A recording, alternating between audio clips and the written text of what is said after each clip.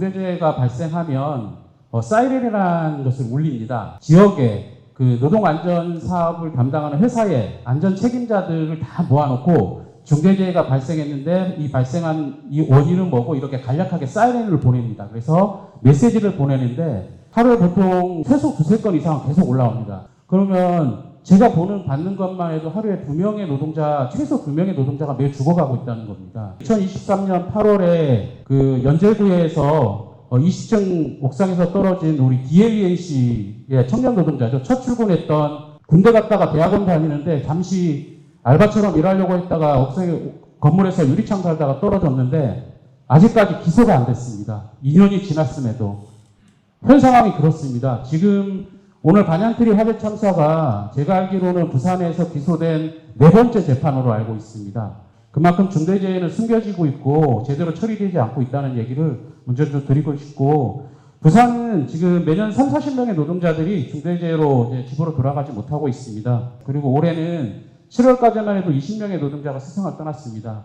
이게 통계에 잡히는 인원이고 통계에 잡히지 않았던 산재가 보고되지 않았던 산재 신고도 안 했던 그런 세상에서는 더 많은 노동자들이 죽어갔을 거고, 여기에는 우리 특고 플랫폼 노동자라고 얘기하는 라이더 노동자들의 사망사고나 이런 것들은 아마 보고가 되지 않는 걸로 알고 있습니다. 왜냐하면 노동자성들이 인정되지 않는 부분들이 있기 때문에 참고로 그분들까지 포함해서 산재 통계 자료에서의 사망한 노동자들을 하면 이거보다 수치가 엄청납니다. 그리고 산재로 인해서 사망한 노동자들의 수치 1, 2위가 다 라이더 하는 플랫폼 노동자들이 아마 1, 2 기업으로 차지하고 있는 것을 저는 알고 있습니다.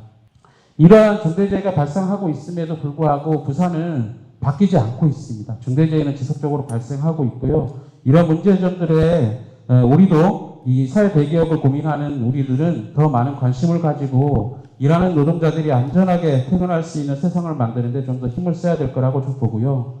산업안전보건법이 개정이 되고 중대재해처벌법이 만들어졌음에도 불구하고 제도가 왜 제대로 작동하지 않는지에 대한 부분들을 보면 일단은 제일 먼저 기업 문화가 문제입니다.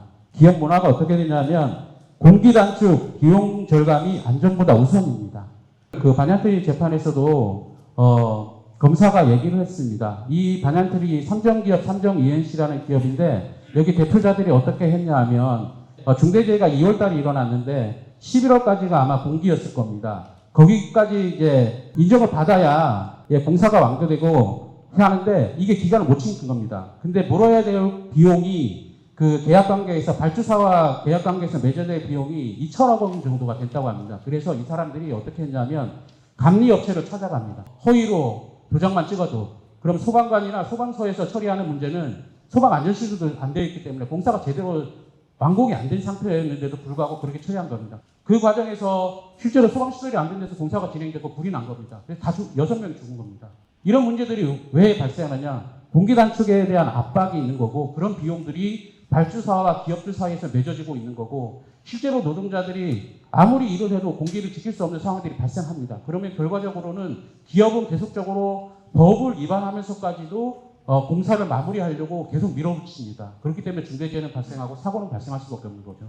제도적으로는 중대재해처벌법은 시행규기지만 원청들은 안전비용보다 처벌을 피하기 위한 로펌 비용에 더 많이 투입합니다. 반얀트리 화재 참사 재판에 온 데는 여러분들도 다 아시는 거대 로펌이 왔습니다. 김현장이 왔고요. 그 다음에 올해 초에 부산지방청에서 그만둔 판사들이 변호사로 변장을 해서 2사람이 왔습니다. 이분들이 재판이 제대로 진행되겠습니까? 이 사람들이 지금 반얀트리를 뒤에서 변호하고 있는 상황입니다. 그렇기 때문에 이 돈의 비용을 만약에 건설 현장의 안전을 위해서 썼더라면 노동자들이 이만큼 죽었겠습니까? 저는 이런 것도 제도의 좀 문제라고 생각하고요. 그리고 기본적으로 작은 업체일수록 안전장비나 이제 교육 부재하고 산재가 은폐가 만연한 게 사실입니다. 그리고 하청 재하청 구조가 만연합니다. 이제 건설 현장은 특히나 더 보급이죠. 하청에 재하청에 그 하청 더까지 하청까지 하는 일들이 계속 비일비재하게 전개되고 있고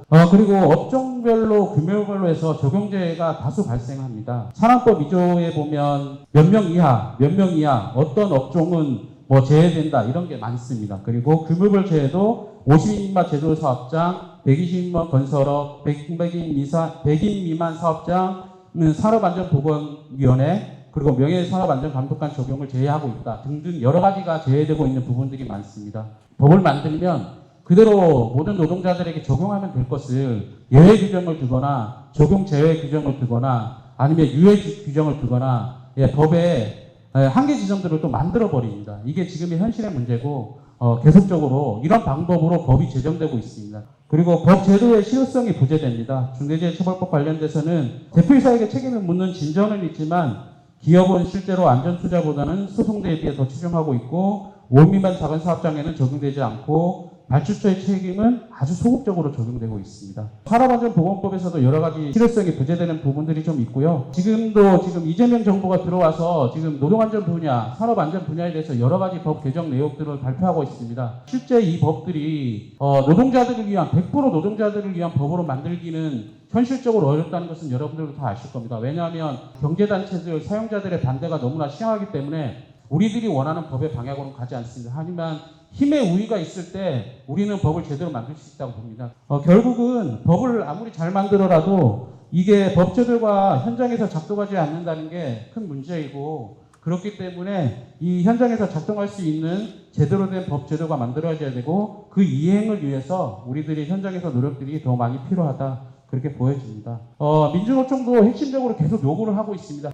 일단은 모든 노동자에게 안전보건 기준을 보장하는 문제, 예외적인 노동자들에게 법을 차별 없이 적용하게 하는 문제, 그리고 노동자들이 위험하면 위험하다고 얘기하고 작업을 중단할 수 있는 권리를 달라는 게 가장 핵심적인 요구고 중대재해처벌법으로 만들어졌고 이 실효성을 강화하는 것도 중요하게 좀 요구를 하고 있습니다. 모든 법이 만들어지고 노동 안전 문제뿐만 아니라 노동자들의 삶에서는 이 노동자들이 직접 참여하는 기회를 제공받아야 됩니다. 그리고 노동자들과 함께 해야만 제대로 실현시킬 수 있기 때문에 이 참여의 문제는 너무나 중요합니다. 노동자들이 실제로 참여할 수 있는 법의 예외 조항 때문에 빠져나가는 구멍을 만드는 게 아니라 여기에 직접적으로 참여할 수 있게끔 좀 해야 됩니다. 예를 들면은 여기 경남에 있는 하나오션에서 중대재해가 지속적으로 발생해가지고 문제가 있었을 때 우리 하청 노동자들이 계속적으로 요구했던 게 있습니다. 원청과의 교섭에 함께 할 수 있게끔 해달라는 요구들을 노동청이 계속 요구했지만 하나오션에서 했던 행동은 뭐였냐면 법에 보장된 수순대로 원청 그리고 하청업체 대표이사, 하청업체에서 뽑은 노동자 대표 이렇게 해서 논의를 했습니다. 노동조합은 아예 배제를 시키는 현상들이 있었습니다. 그렇기 때문에 이런 부분들은 법망을 피해가기 위한 여러 가지 구조들이 있기 때문에 여기에 대해서 제대로 된 법으로 좀 만들어야 된다라는 필요성들이 있고 노동자들의 안전한 일터를 만들기 위해서는 제일 첫 번째는 예방이 중요합니다. 이거는 사고가 나기 전에 모든 행위들을 예방하는 거고 그리고 사고가 발생했을 때는 산업안전보건법이나 중대재해처벌법에 의해서 처벌을 진행하고 그 이후에 사고가 났을 경우에 노동자들은 산재보험을 통해서 그 치료와 이런 절차들을 거치게 됩니다. 하지만 산재보험이 전면적으로 적용되지 않는 노동자들이 아직도 있습니다.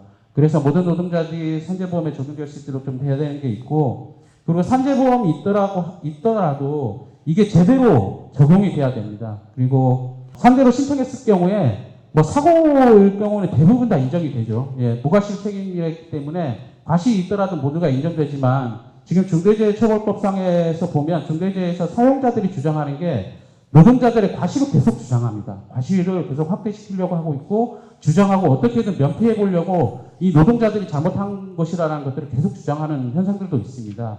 그런 것도 있고 또 하나는 산재 인정률이 지금 부산도 거의 50%가 안 됩니다. 질병으로 산재 신청했을 경우에 인정률이 50%도 안 되는 이런 상황이기 때문에 일하다가 다치더라도 절반 이상의 산재로 인정 안 되는 이런 현상들은 정부에 의해서 그리고 질병판정위의 구성위원들에 의해서 제도에 의해서 노동자들은 일하다 다쳐도 보상을 받지 못하는 현실들이 있습니다. 그래서 이런 부분들에 대한 법 제도적인 문제도 전면적으로 좀 개선이 돼야 된다 좀 생각하고 있고요. 몇 년 동안 부산 지역에서 중대재해 없는 세상을 만들기 위해서 요구안들을 좀 정리해 본 적이 있습니다. 그래서 그 내용을 간단하게 좀 얘기 드리겠습니다. 부산시 노동안전보건 전담 조직의 일원합니다. 부산시는 노동안전 전담 조직이 딱 두 군데 있습니다. 하나는 산재 예방팀 그리고 중대재해 예방과 이렇게 있습니다. 이 두 팀의 역할이 여러분 보시기에는 다 똑같을 거라 보이는데 제가 확인해 본 결과 중대재해 예방과는 뭐냐면 사용자로서의 부산시장이 중대재해 책임자로서 처벌을 받지 않기 위해서 산하기관에 있는 그 부산시 산하기관에 대한 안전관리를 책임지는 사람입니다. 다른 건 안 합니다. 부산시 내 사업장만 관리합니다. 거기에서 안전에 대한 문제들을 지적하고 점검하고 고치고 이런 역할밖에 안 합니다. 산재 예방팀이 이제 부산 시민의 안전에 대한 책임들을 지는 사람들입니다.